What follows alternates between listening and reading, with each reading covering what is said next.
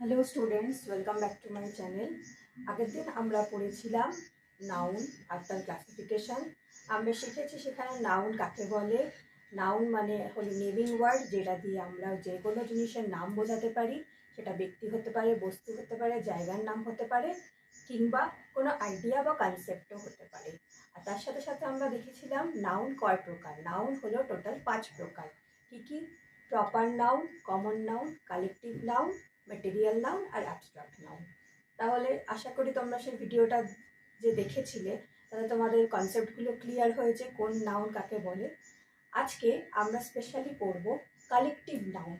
Collective noun মানে আমি তোমাদেরকে জানিয়েছিলাম যে কালেকটিভ নাউন বলতে আমরা বলি সমষ্টিবাচক বিশেষ্য। তো এই কালেকটিভ নাউনের যে সংজ্ঞা বা ডেফিনেশনটা কি সেটা আগে আমরা দেখে নিই। A collective noun refers to some sort of group or collective of people, animals or things.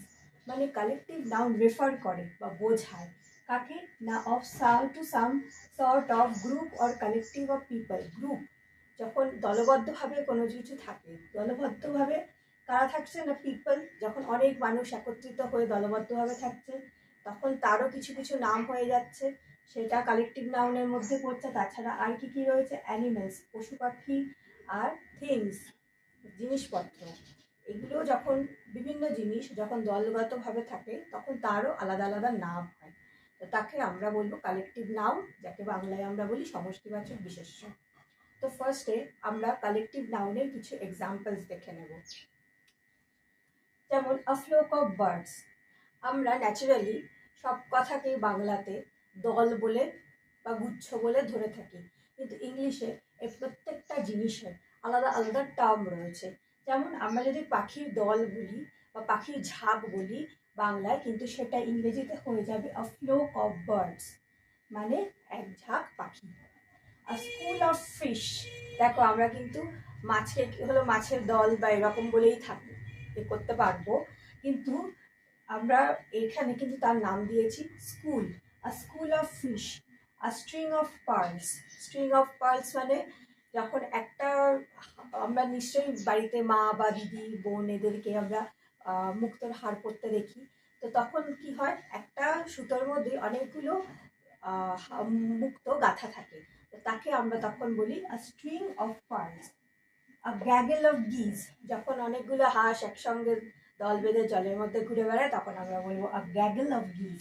A swarm of বিজ, মৌমাছির দলকে আমরা বলবো সোয়ার্ম অফ বিজ। আচ্ছা, এইটা বলে রাখা ভালো, যখন এক্সামের সময় তোমাদেরকে কালেকটিভ নাউন আইডেন্টিফাই করতে দেওয়া হবে তখন কিন্তু তোমরা এই পুরো আ ফ্লোক অফ বার্ডসকে কিন্তু আইডেন্টিফাই করবে না। তখন তোমরা কী করবে, তখন তোমরা এই ফ্লোক ওয়ার্ডটাকে শুধু আইডেন্টিফাই করবে, না হলে কিন্তু ভুল হয়ে যাবে। ফ্লোক অফ বার্ডস এর মধ্যে ফ্লোক কথাটা হলো আমাদের কালেকটিভ নাউন। আর সোয়ার্ম অফ বিস, এখানে হবে সোয়ার্ম। সোয়ার্ম হবে আমাদের কালেকটিভ নাউন। 6 রয়েছে আ লিটার অফ পাপিস। যখন কুকুর ছানাদের দল ঘুরে বেড়ায় তখন তাদেরকে আমরা বলবো litter of puppies. LITTER, litter. A bouquet of flowers, ফুলের যখন তোড়া আমাদেরকে কেউ গিফট করে তখন আমরা তাকে বলবো বুকে। BOUQUET, বানানটা একটু খটোমটো, কিন্তু এটা একটু মুখস্থ করে নিলেই সোজা হয়ে যাবে। নম্বর 8 রয়েছে আ বান্ডেল অফ স্টিক্স। যখন একসঙ্গে গুচ্ছ করে লাঠি বাঁধা হয় তখন তাকে বলি bundle of sticks. A colony of ants, পিঁপড়ের দল। পিঁপড়েরা যখন লাইন বেঁধে যায় তখন তাকে আমরা বলি colony, colony of ants.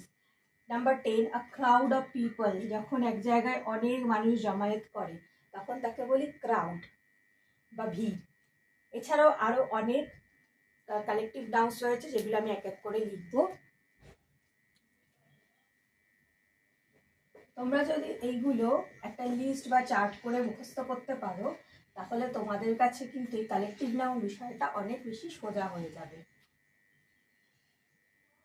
Next, যেমন আমরা ধরো অভিনেতাদের দেখি, তখন যদি আমরা কোনো অভিনেতাদের অনেক সময় সম্মেলন হয় এক জায়গায় দেখি তখন তাদের আমরা কি বলবো, a company of actors.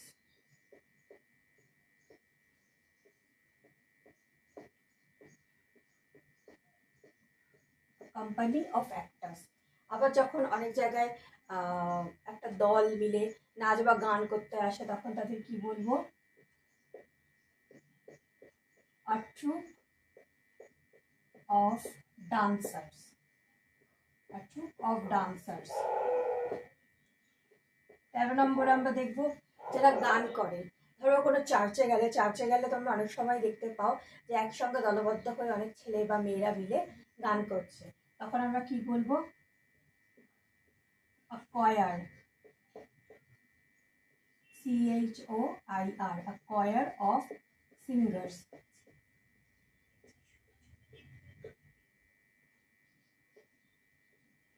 Next আসছি a galaxy of stars.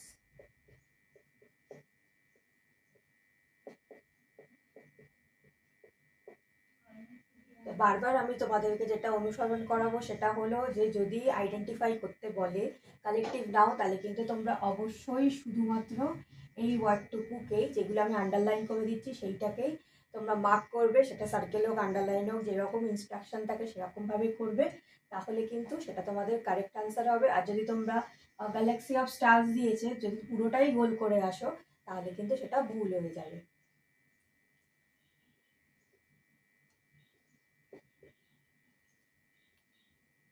Next আমরা যেতে পারি a band of a gang of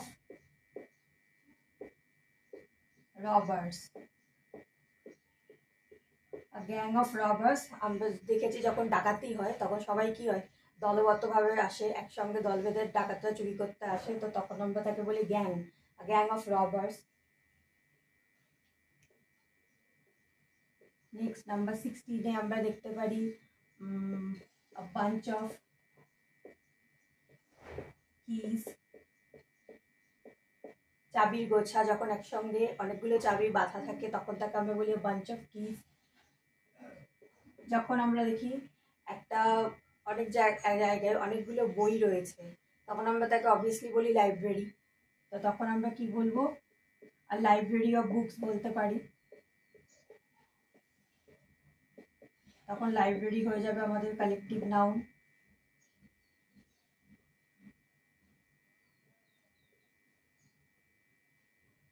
এছাড়াও আমরা যদি কোনো ফল বোঝাতে চাই, সেখানেও আমরা বাঞ্চ ওয়ার্ডটা ব্যবহার করতে পারি, যেমন আ বাঞ্চ অফ গ্রেপস। ধরো একটা আঙুরের গোছা রয়েছে, সেখানে আমরা অনেকগুলো আঙুর দেখতে পাচ্ছি, তখন তাকে আমরা বাঞ্চ অফ গ্রেপস বলবো। নেক্সট নাম্বার 19 আমরা করতে পারি,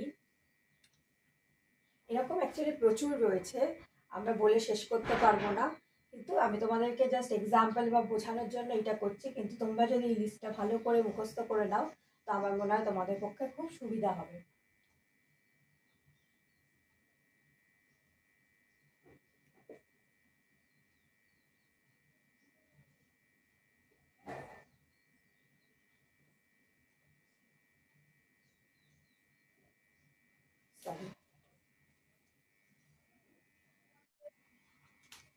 নেক্সট আমরা লিখতে পারি আ সেট অফ টুলস।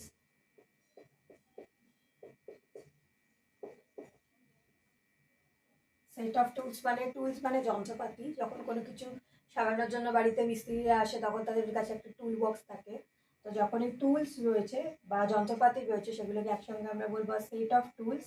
আর লাস্ট আমরা এখানে লিখবো a range of mountains.